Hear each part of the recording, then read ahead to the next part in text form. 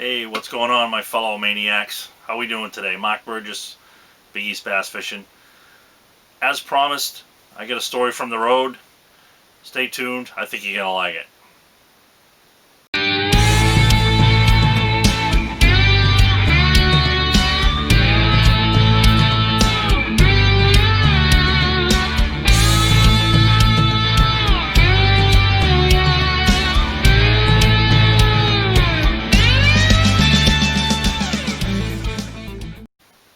Hey, everybody. So, cold January day here in the Northeast. Doing a little tackle organization here in my fishing room.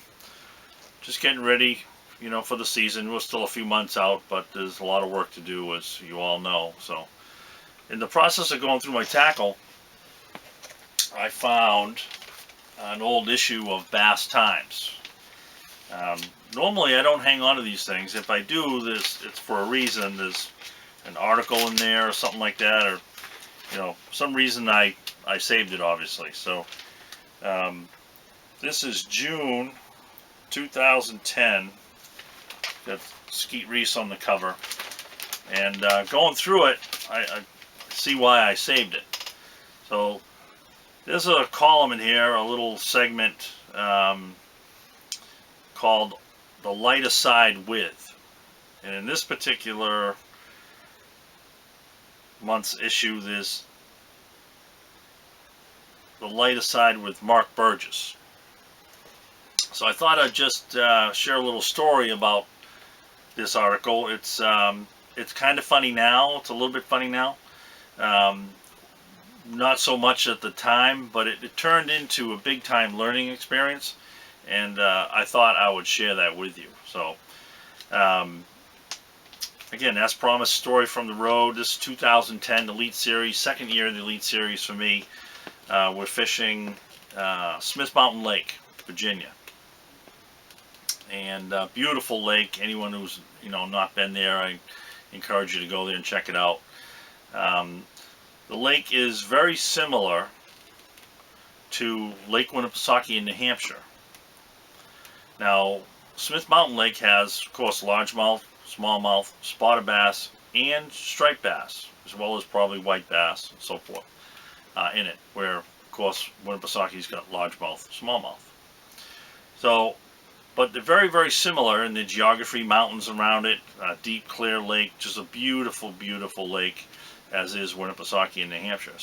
So much so, little tidbit here for you, a little fun fact. The movie Weekend with Bernie's, a lot of the on-the-water footage was shot not only in Smith Mountain Lake in Roanoke, Virginia, but also Lake Winnipesaukee in New Hampshire. So, little interesting fact about the lake. So, again, back in 2010, we were there in April. There was a spawning tournament. Okay, so I'd been there before, several times before.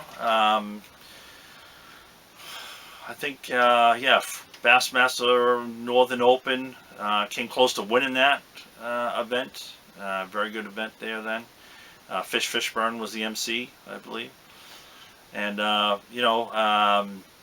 some FLW events, and I think we were there the year before that as well, in April. So this particular year was a spawning event, spawning tournament. And whenever you're faced with that situation, you have a decision to make. You can approach it several different ways. You can go all in on the spawn pattern, and if you're going to do that, that's what you need to do. You can just plain fish and not sight fish. Some people don't like to fish for spawning bass. They don't believe in it, or they don't think it's good for the fish, or they're not good at it, or whatever the case may be. They tend to avoid fish that are in the act of spawning and just fish for them. And I've done both in the past there. Just basically fished for the fish, trying to figure out the pattern, go through the process. You're eliminating water, you're qualifying water, putting together patterns, baits, things like that, for the event. But it was so strong, it was so hard, in the spawn process, that it was, you know, pretty obvious that that's what I needed to do. So I spent my practice doing just that, looking for, finding better quality fish. And in this group of guys, you got to have a lot of fish. I mean, we got some serious sight fishing um, guys in the field. Kelly Jordan to name one, Steve Kennedy. I mean, everyone's pretty at that level. Everyone's pretty good at it, and some of them are exceptional at it. So I had located quite a few fish, and I was super pumped, for the first day of that tournament. And first day of the tournament came. Again, it's in April, as I mentioned, but it was cool that morning. Little smoke on the water. Um, got to my first few fish, and they weren't there. And I said, okay, it was a little cold last night. Maybe they pulled off a little bit, So you basically going through the motions, looking. I'm not really spending any time fishing in the areas where I found these bigger fish. So I'm just going from one to the other to the other to the other. Just trying to put as many of those bigger fish in the boat as I possibly could, before the competition did. Well, one after the other, they're not there. They're gone.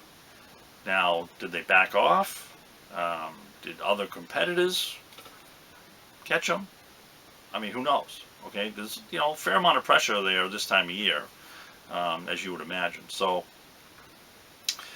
circle back around just in case it was a cold night kind of thing.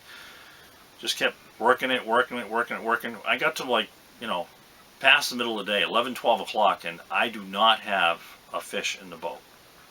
Okay, so I'm getting a little bit concerned at this point, because there's fish everywhere. Okay, and it's not going to be a problem putting fish in the boat. So it got pretty late. I can't remember when I was in, what time I was due in, but say it was 3 o'clock, something like that. So it's like 1 o'clock, okay, and I'm still fishless.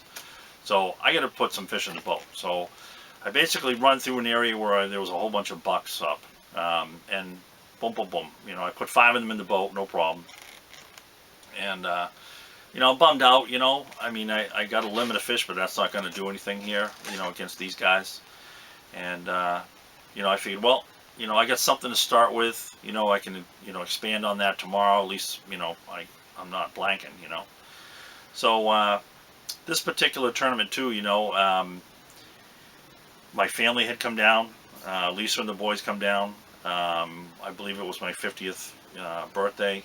I might be getting that a little confused because that might have been the year before. 2010 might have been the year after, but nevertheless they were there. And the other thing I want to mention too, I want to preface what I'm about to say, is out on the tour, out fishing, no matter what circuit or level it was, the group of people that I traveled with, my traveling partner, roommate, practice partner, what have you, I was known as the information guy. Okay, I knew everything there was to know about that particular event.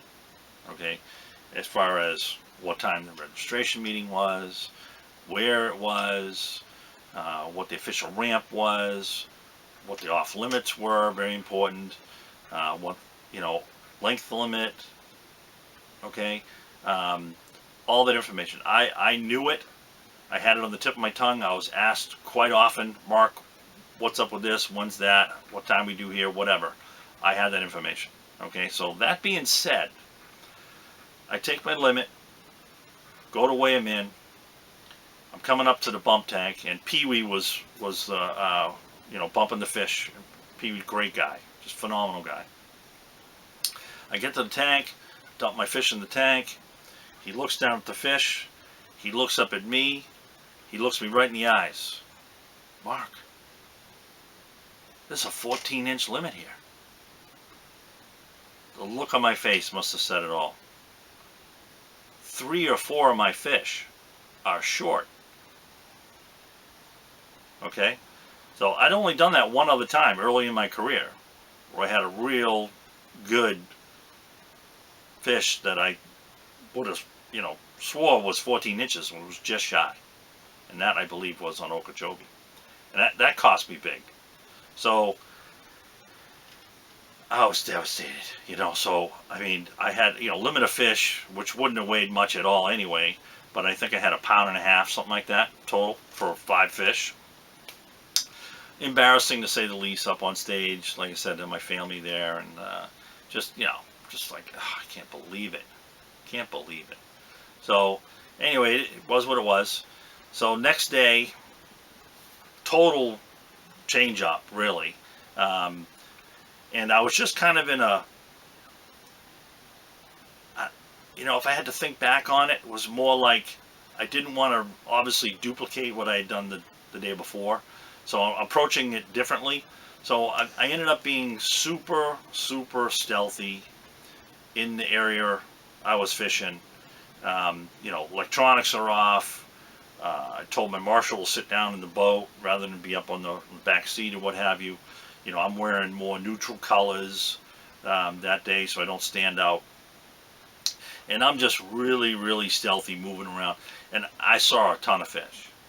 Okay, so in the process, I also noticed that guys that were coming in the same area on high bypass, just trolling motors on 10, these fish, the way they reacted, even 25, 50 yards away, boom, gone.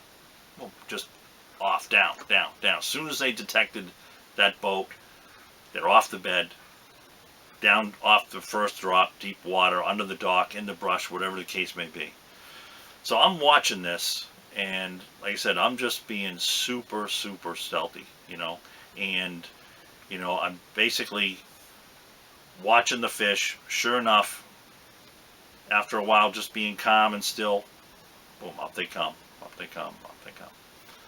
I ended up putting 16, almost 17 pounds in the boat that second day. All good quality fish.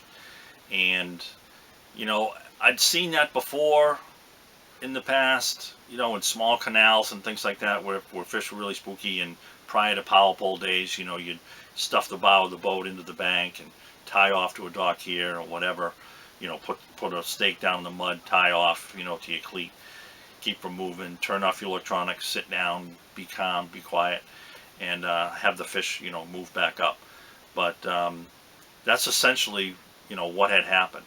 And when I started to just really take my time and be stealthy, as I said, those fish will come back up, and then when they come back up, they locked on, and I could catch them. Had I done that 2 days in a row, I mean, obviously that was make the cut and most likely, top 10, make day 4, which would be great. So anyway, somewhat redeeming, on the weighing stage the second day, and felt good about that. But yeah, I hadn't thought about that in quite some time. And then when I uncovered this, kind of reminded me of that. I thought I'd go ahead and tell you a little story about it. So there you have it. There's a lot more stories from the road. A lot of them more funny than that. Then we'll get into all that here as we go. But appreciate you watching. If you liked it, please click like and subscribe, and we'll see you on the next one.